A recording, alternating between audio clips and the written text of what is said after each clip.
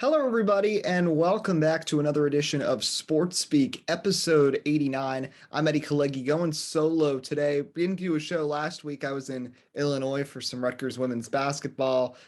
Today's actually my birthday that I'm recording this, so I just wanted to get a little something out. We'll have regular full-length shows next week, but there were a few sports topics kind of ranging everywhere that I wanted to jump around to. Once again, wherever you're listening, YouTube, Spotify, we're available on both platforms as well as the Anchor FM app, so you can check out Sports Speak, all three of those platforms. And one more reminder, we've been doing our NASCAR pick'em through the first two races of the season, and we'll be continuing that this weekend at Las Vegas. So you can follow along on Twitter at Sports Speak Live to see where Tim and I put our NASCAR picks. I correctly picked the winner last week at Auto Club in Kyle Larson. Tim went with Kyle Busch, who had a rough race, a flat tire, but still recovered to finish in 14th. I've got the lead through the first two races in Las Vegas this weekend.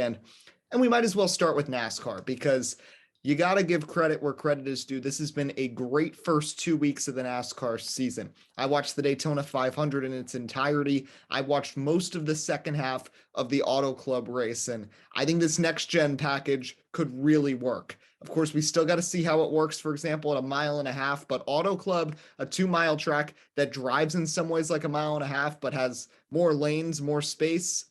It was a success. It was an exciting race from beginning to end. Maybe some people were frustrated with Kyle Larson getting the win, but guess what? Despite Larson winning, there was so much parity that we were not seeing in past years. It seemed like every 1.5 mile race or 2-mile race, it was always just Hendrick, Gibbs, and Penske running up there. This time, you saw Daniel Suarez nearly get the win, Austin Dillon as well, Eric Jones in the 43 for Petty GMS, arguably the best car of the weekend. Tyler Reddick had a fast hot rod. Brad Keselowski was competitive again before he ended up in a wreck.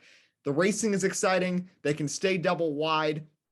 They stay pretty well packed together. There's not too much spreading out of the field. It stays exciting. You can pass easily. It sort of reminds me of IndyCar at these high-speed tracks like Indianapolis, where you see so many lead changes, so many passes, and NASCAR has really lacked that. And then practice and qualifying were really exciting because we saw drivers spinning out on their own. Very rare that in really the last 7-8 years that we'd even see drivers losing it on their own. And it's because the cars had just become too easy to drive.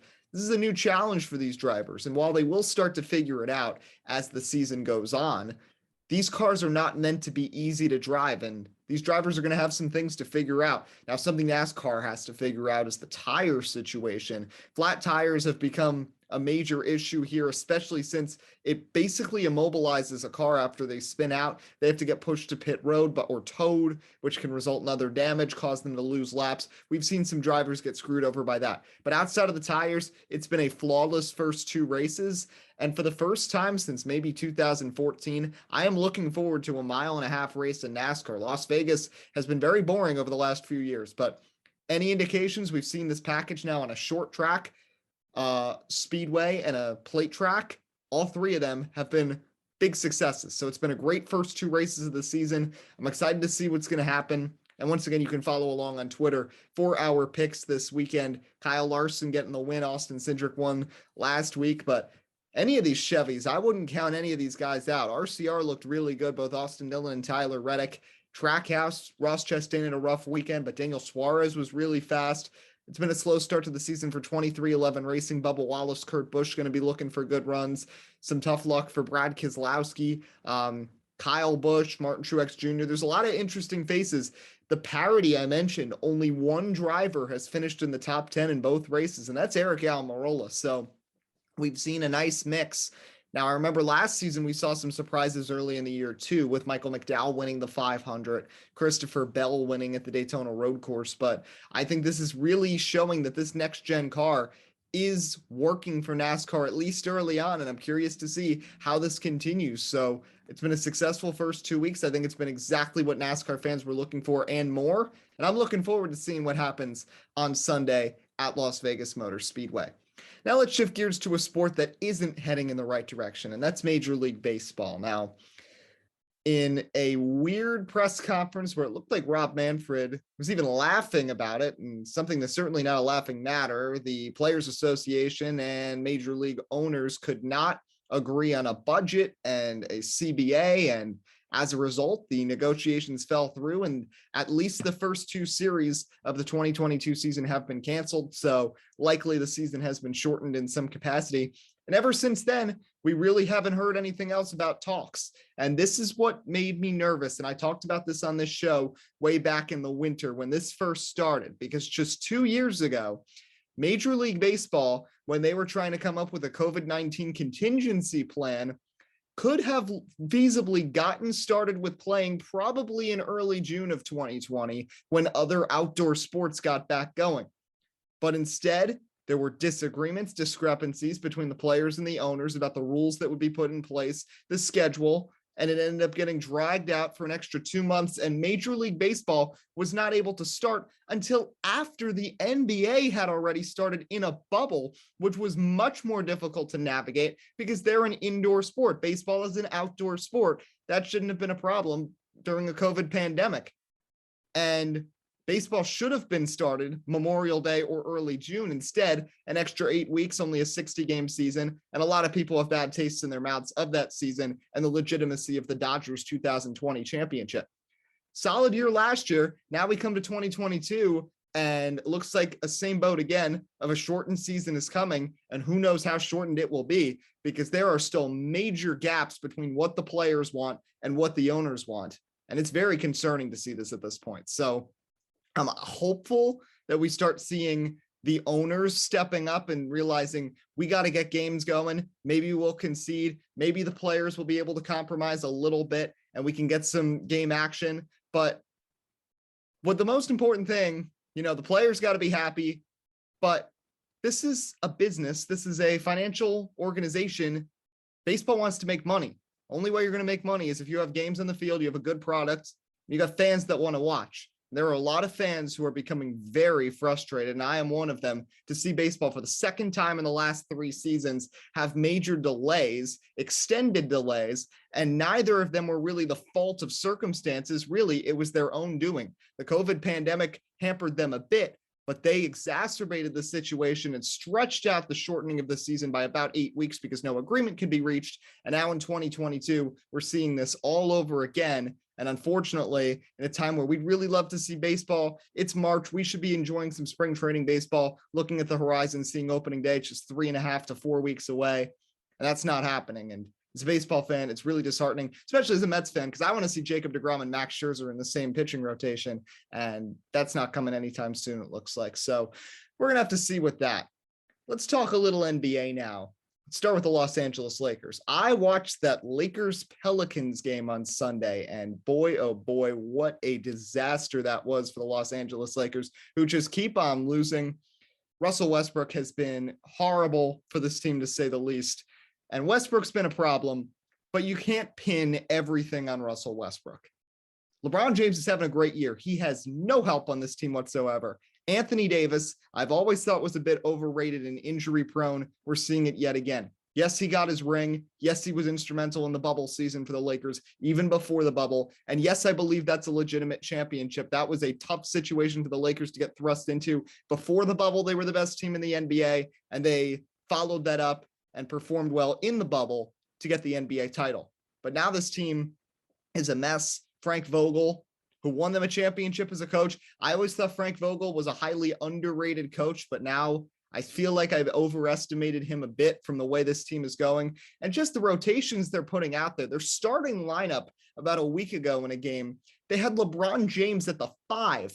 They had Russell Westbrook, Austin Reeves, Malik Monk, Stanley Johnson, and LeBron. There were no bigs. They have bigs on the roster. That was before they got rid of DeAndre Jordan. They had Dwight Howard. So I don't understand why neither of those guys is in the starting lineup, and you're going with basically LeBron James and 4 guards. I don't understand the rotations here. And LeBron James, you can see it with the body language, seeming so frustrated and dejected and kind of giving up on this team. And I have never seen that from LeBron James. Yes, he's played with more competitive teams throughout his career, but even when roads got tough in Cleveland, when Kyrie Irving and Kevin Love were hurt, and he was dragging a bunch that frankly was not much better than this Lakers group into the playoffs half-heartedly and was barely able to get past the Indiana Pacers in his last season in Cleveland in the first round of the playoffs in 7 games. He still had good body language. He still was playing with high energy. And I'm not saying LeBron James is like mailing it in, but he just looks so frustrated out there, and it's just not working. So I'm curious to see how this goes for LeBron going forwards and the Lakers. I still think they're going to get into the play-in game, and knowing LeBron James, they may win it, but there is no way that this team as a 7 or an 8 seed is even contending with the Warriors or Suns.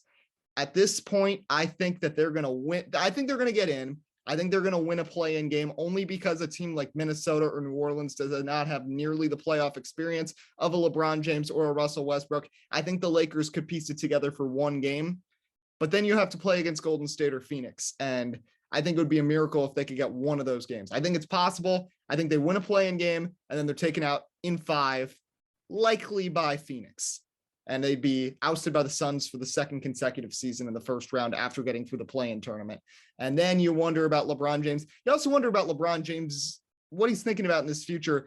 He said that he wants to spend the rest of his career with the Lakers, but we've also heard now that he wants to be able to play with his son once his son gets into the NBA. No matter how good his son is or not, we know he's going to at least get a chance in the NBA because he's the son of LeBron James. So any team now has a massive incentive in about 3 years to grab Bronny James so that they can have LeBron for his final season. I think he's going to stick with the Lakers until then. I think LeBron is committed to this organization right now, and he's generally liked by the Lakers fan base, but it's difficult, and it's really surprising to see that this has really happened to the Lakers. I didn't know if this was going to work, committing to so many older players, but I don't really think I saw it to this extent happening. Now let's talk about the Eastern Conference. You've got the Nets, you've got the Sixers, who made a trade. Now, James Harden is going to work in Philadelphia. Tyrese Maxey now is a third option rather than a second option, is so much better. He's scoring 20 points a game. Joel Embiid is still an MVP candidate. My question, though, is can the Sixers win and come up clutch in the playoffs? Because this team time and time again has not. And both Joel Embiid and James Harden have a history of coming up short in the postseason. Now, I know the Sixers' woes last season and getting eliminated was the fault of Ben Simmons, but still the saying goes. And their coach, oh, by the way, Doc Rivers, aside from a couple of good runs with Boston in the late 2000s, has been a horrendous playoff coach himself, especially in his time when he was coaching the Los Angeles Clippers, who severely underperformed for the roster they had when they had Chris Paul, prime Blake Griffin, and prime DeAndre Jordan all at the same time. Now the Nets, they are struggling. They are 33-33. They are 500 with 16 games to go. It's looking very difficult now for them to avoid the play-in tournament, which is, I don't really know how to gauge it, because the East is so close that you could arguably end up playing a tougher opponent if you're a 5 seed playing against, for example, maybe the 4th seeded Bucks, than if you end up as the 8th seed, get out of the play-in tournament and have to play someone like Chicago, who could be very vulnerable in the postseason because you got a lot of guys who haven't been there, or DeMar DeRozan, who has not performed well in the playoffs with San Antonio or Chicago or Toronto previously in his career. So I don't think Brooklyn should be too worried. Kevin Durant looked great in his first game back, but you need Kyrie Irving. You need to hope that things are changed, that Kyrie Irving can play full time, and you need Ben Simmons out there. This is getting ridiculous now. Now he's dealing with back tightness, which, oh, by the way, was where the original injury at the beginning of the season, which was the reason he wasn't practicing with the team. And then the mental health things came into play. So it's frustrating for Nets fans. Also losing Joe Harris now is going to hurt, but fortunately they have Seth Curry and Patty Mills to fill the slack as wing players. But this is going to be difficult for Brooklyn as an undertaking, because this Eastern Conference is so competitive. You got the defending champion Milwaukee Bucks. You've got the Sixers and the Nets. The Chicago Bulls, of course, have a talented roster. Cleveland putting things together. Everybody counting out the Miami Heat as well, who are currently the number 1 seed and went to the NBA Finals and took the Lakers to 6 games just 2 years ago with basically the same group. Plus, you've now added Kyle Lowry. Plus, Victor Oladipo is set to make his season debut next week. So Miami is still in a good position as well. So the East is going to be so competitive. Every playoff series is going to be fun there. So now I want to break something down, the MVP voting, because this is actually one of the more interesting years in the MVP battle in recent memory.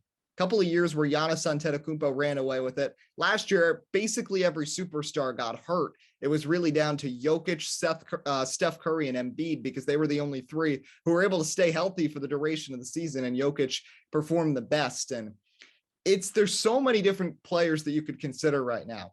I'm going to go through my top 5 at the moment. Now, I'm going to say this is variable because I think it can change really game by game because of how close it is. But right now, my number 1 MVP candidate, I'd have to go with DeMar DeRozan. The way DeRozan has been playing, the fact that he broke a record that was previously held by Wilt Chamberlain for consecutive games, 35 points, 50+% shooting. He is really carrying the Chicago team. And looking at the Bulls, they didn't make that many roster changes from last year, aside from DeRozan. You brought in Alex Caruso, who's been hurt, and Lonzo Ball, who has been okay, but not great. You already had Vucevic. You already had Zach LaVine. You already had Wendell Carter. So DeRozan has come into a team that was trying to get a play-in spot, but was pretty far out of that last year, and has transformed them into one of the top teams in the East, and have given Bulls fans the first thing to really be excited about since they had Derrick Rose almost 15 years ago. So I think that DeMar DeRozan is the MVP favorite right now. I'd put him at number 1. Number 2, I still think Nikola Jokic, especially since the Nuggets do not have Jamal Murray, do not have Michael Porter Jr., though, but they both could be back for the postseason. Jokic has kept the Nuggets afloat. And of course, being a rare center who can average 8 assists a game, who can get a triple-double as a center, never really seen that before in the NBA, seeing a big man that is such a great passer and can still put up 30 points and 15 rebounds a game. So Jokic, I think, is the number 2 candidate right now. Number 3, I'd go with Joel Embiid. I think Embiid might drop a little bit with the Sixers only because we'll see how this team has become so much better having James Harden. And you start thinking, maybe Harden was the missing link that this team needed to be a top team in the Eastern Conference. But let's not forget either that the Sixers dealt with so many injuries themselves throughout the early part of the season. Joel Embiid had to carried this team on a stretch where they won 15 out of 18 games in December and January to get them back up to the top after Embiid missed a few games early in the season. And they were really struggling, and a lot of drama with Ben Simmons. So I think Embiid deserves credit where credit is due. I'd put him at number 3. Number 4, Giannis Antetokounmpo, still doing amazing things with the Bucks, just like he has the last few years. And number 5, I'm going to go with Ja Morant. I'd go with Morant very slightly over Curry and over LeBron James. LeBron James is having one of his best statistical seasons. Steph Curry has played well, has broken records, but we've also seen him be very streaky with his shot this season, and a few times has shot the Warriors out of games. And I think Curry, LeBron, and Luka Doncic are your next tier right now, but I'd put Ja Morant above. I know a lot of people are underestimating Morant. I know a lot of people say that he still has to work on his shot, but you think about how much he's been able to carry this team and taken a Grizzlies franchise, which, like the Bulls, like with DeMar DeRozan, had been very irrelevant for the last few years, and to make this team contenders. And by the way, for the Grizzlies to find a point guard immediately after losing Mike Conley to replace him with Ja Morant, who has become a generational point guard for this team and much better than Conley, I'd go with Ja Morant. So my top 5 for MVP right now, I'd go DeRozan 1, Jokic 2, Embiid 3, Giannis 4, and Morant 5. So last topic I wanted to cover here in this abridged episode of Sports Speak, college basketball, because we are now 9 days away from Selection Sunday. So a lot of interesting pieces have to fall into place. Next week is Conference Championship week.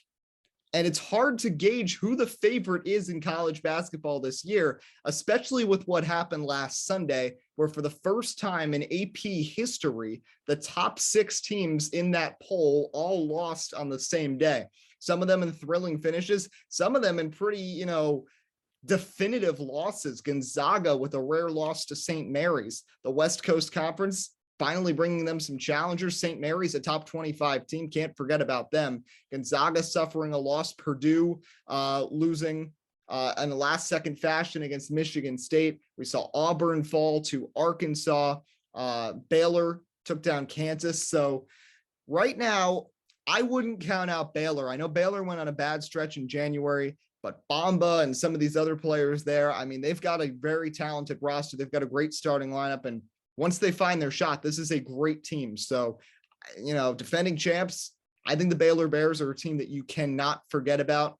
And I know they haven't been great, and I know the ACC overall has taken a step back, but you can't count out Duke when it's Mike Krzyzewski's final year coaching that team. I know they're the only ranked ACC team right now. I know Syracuse, North Carolina, Notre Dame, Virginia, they're all not the same. They haven't had the same competition as previous years, but they're still Duke. Pablo Banchero has been awesome for this team, a top freshman. There's so much talent across that roster. And of course, you got Coach K. Coach K wants to go for one more run at it. So I don't see how you can count out Duke right now. But some of these conference tournaments are going to be very interesting. The Big East, for example, you've got Villanova, you've got Providence. Where would they be seated based upon what happens? You've got a lot of at-large teams on that bubble in the Big East that are going to need conference wins. And then, of course, as a Rutgers guy, I got to talk about the Big Ten Conference as well, because that's going to be an interesting tournament to say the least. Because, Purdue is easily in, and Wisconsin and Illinois have the resume and the records that they're pretty guaranteed in. Outside of that, you got a lot of questions because Ohio State, Michigan, Iowa, all looking good right now, but you still got to win. You got to perform well in these final couple days of the season, final game or two, and, at least have a solid showing in the Big Ten tournament. Then you got Rutgers. They got a huge win over Indiana. Ron Harper Jr., second time hitting a game-winning three against an Indiana school, beat Purdue, as you can see on the wall behind me back in December. And then Indiana on a winning 66-63 on the road just the other day. They've got a big game against Penn State on Sunday. And while they're favored, this is a Rutgers team that has struggled against teams in the bottom half of the Big Ten, surprisingly, more so than the top teams in the conference. So they're going to need to win. Indiana, on the other side, still not necessarily out of this, but they're going to need a good showing in the Big Ten tournament.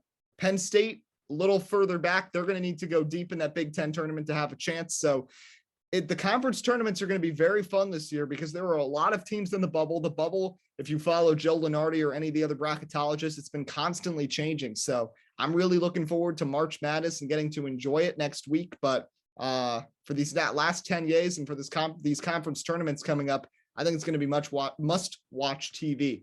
But that's going to just about wrap up this episode of Sports Speak. Just wanted to do a shortened one to catch up because, as I said, there's been a lot going on in the sports world. Next week, we'll talk some NASCAR. Hopefully there's some news with baseball, NFL Combine as well. We might see some stories. Franchise tags are due by Tuesday, I believe. So maybe some news there surrounding Davante Adams. You never know.